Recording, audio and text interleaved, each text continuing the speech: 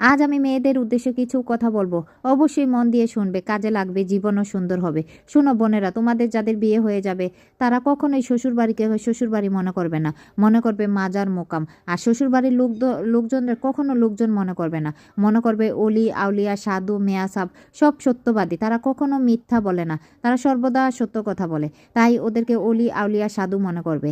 আর সবচেয়ে বড় পাপী হচ্ছে আমরা বউয়েরা, তাদের সংসারে গিয়ে পাপী হয়ে গিয়ে ঢুকি, কেননা আমরা সত্যি কথা বললেও মিথ্যা। আর যত মুখ বুজে চলতে পারবে ততই ভালো হবে, কেননা অলি আউলিয়া সাধুর সাথে কখনোই পারা যায় না, এই পৃথিবীতে এখনও কেউ পারেনি। তাই আমরা যারা আছি মেয়েরা, যত মুখ বুজে রাখবেন ততই ভালো হবে।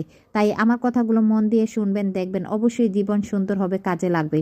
সর্বদা সবাইকে সম্মান করে চলবেন, কখনো শ্বশুরবাড়ি মনে করবেন না, এই কথাটা বলে দিলাম। মনে করবেন মাজার মুকাম অলিয়া আউলিয়া, দেখবেন আপনার জীবনে সুন্দরে সুন্দরে ভরে গেছে। আর আমার ভিডিওটা কেমন লেগেছে অবশ্যই জানাবেন।